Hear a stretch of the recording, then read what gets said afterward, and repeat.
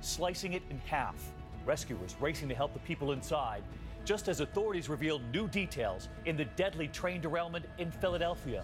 The race against time tonight, the search for hundreds of passengers after their ship capsizes. Some trapped inside, their cries for help, and the captain under arrest tonight. The head of the TSA now out. The story we broke, the undercover sting revealing just how much slides right past those airport security agents. And the roller coaster crash. Oh my God!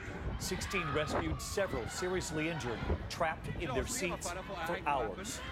From ABC News World Headquarters, this is ABC World News Tonight with David Muir. Good evening, and it's great to have you with us here on a Tuesday night. And we begin in Boston. That dramatic terror takedown, a man who authorities say had been under 24-hour surveillance by the FBI, believed to have been inspired by ISIS. Today, that 6'5" suspect turning on authorities, they say, coming after them with a military-style knife. They released this image of the knife today. They shot him dead, and this evening comes word of an arrest in the case and a number of searches underway right now. ABC's Tom Yamas is on the scene in Boston. Yeah, we have a gentleman, black male, 60, coming out armed with a knife. Police transmissions capture the final moments. A man allegedly armed with that large military knife charged an FBI agent and Boston police officer in this parking lot. It's a top 5 unit. It's a top 5. 26-year-old Usama Rahim had been under 24-hour surveillance by a terrorism task force that knew he was armed this morning. Someone we were watching for quite a time. At 7:18 a.m., the two officers confront Rahim in this CVS parking lot to question him about terror-related information. Police say Rahim then comes at the officers with the knife. The officers retreat backwards, ordering Rahim to drop the weapon. Police say Rahim gets dangerously close to the officers. That's when they both fire, hitting him in the torso and abdomen. Law enforcement sources telling ABC News they're investigating whether Rahim, who lived in this Roslindale apartment complex in Boston, had been inspired by ISIS through the terror network's social media campaign. Rahim's brother, a local imam, took to social media claiming his brother was on his way to work when Boston police shot him in the back. The shooting comes months after this lone wolf terror-related attack in New York City. Surveillance video capturing this man attacking uniformed police officers with a hatchet before being shot dead by police. And David, tonight there's been a new arrest in connection with the terror investigation that led authorities right here to Usama Rahim. Sources are telling us that there are a number of related searches connected to this case happening right now in Boston. David? Tom Yamas leading us off from Boston tonight. Tom, thank you. And authorities investigating whether that suspect who was killed was inspired by ISIS. And there was concern in recent days that key provisions of the Patriot Act expiring would hamper the hunt for lone wolves across the country. Well, tonight, Congress has now passed the new USA Freedom Act, restructuring the NSA's controversial surveillance program. The bill ends the government's bulk collection of Americans' phone records. Law enforcement can still access personal data with a court order. President Obama saying he will sign the bill. Now to Florida tonight, and that Amtrak train carrying 171 passengers and crew and the collision with a car. This is the car right here. The back half sliced off, the 3 people inside, including a pregnant woman, somehow walking away with only minor injuries. And this comes tonight as we now learn new details from the deadly train derailment in Philadelphia. But we start with the scene in Florida and the surveillance at the moment of impact. Here's Steve Osinsami. A tough day for Amtrak. Take a look at this camera from a nightclub outside Jacksonville, Florida. That's one of their passenger trains with 171 people on board, crashing into a car this morning that didn't see it coming. Emergency struck a vehicle right there at the Metro.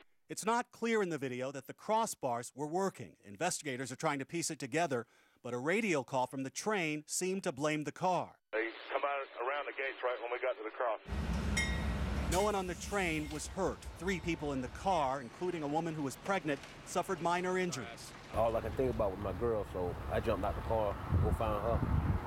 But when I turned around, the back of the car wasn't there.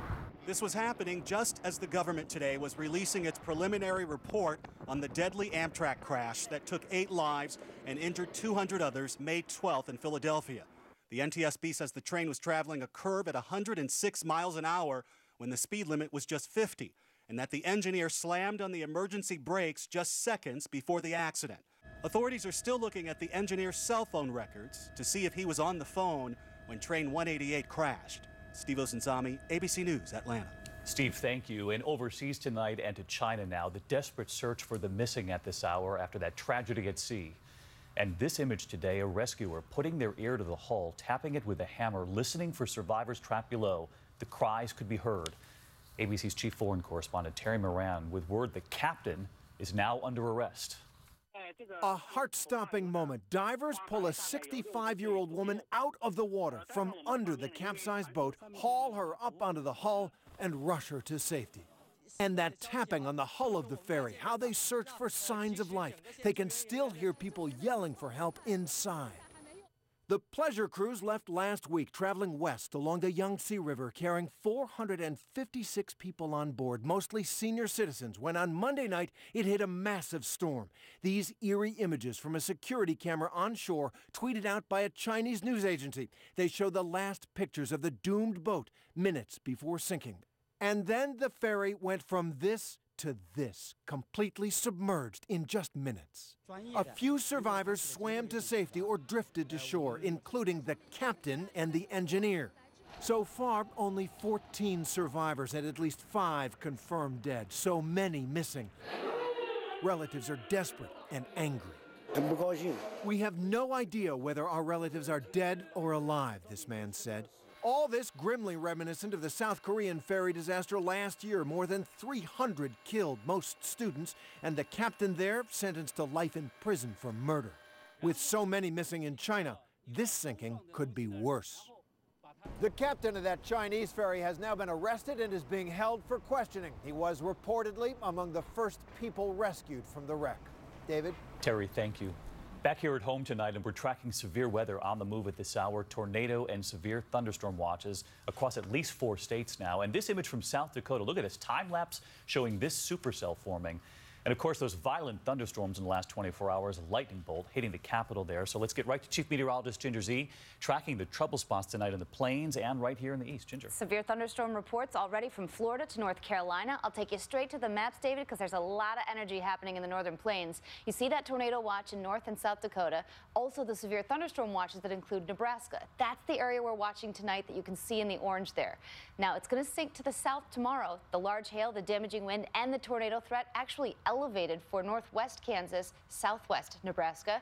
We'll be watching that tomorrow, but it is that active jet stream out in the west that has dipped south, Texas drying out, by the way, and brought all of that rain. The heavy storms, some flash flooding even, 2 to 3 inches through Friday right there in North Carolina, southern Virginia. A wet and tricky week ahead. All right, Ginger, thank you. We turn now to the fiery exchanges on Capitol Hill today over those defective airbags, Takata, and that massive recall. Nearly 34 million vehicles. The airbags, they say, could explode in your front seat. And now we learn that even the replacements might have to be replaced. ABC's Lindsay Davis with American drivers tonight who are fed up. Congress giving Takata, the company behind the biggest auto recall in American history, an earful on Capitol Hill today. The safety of your airbag can't be just a game of luck. After admitting they were manufacturing potentially defective airbags, Takata now telling Congress many of the cars that had those airbags replaced will now need those same airbags replaced again. We replaced them with other things that were still faulty. There's no excuse for that. The defective airbags can possibly explode as they inflate, firing out shards of metal, causing dozens of injuries and at least 6 deaths. Last month, the company doubling the recall to nearly 34 million cars.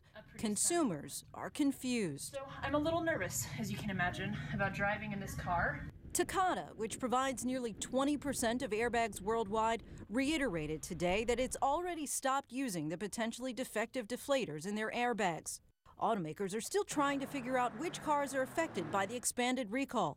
And for some consumers who already know their car is one of the 34 million, supply hasn't caught up with demand, causing delays and fear.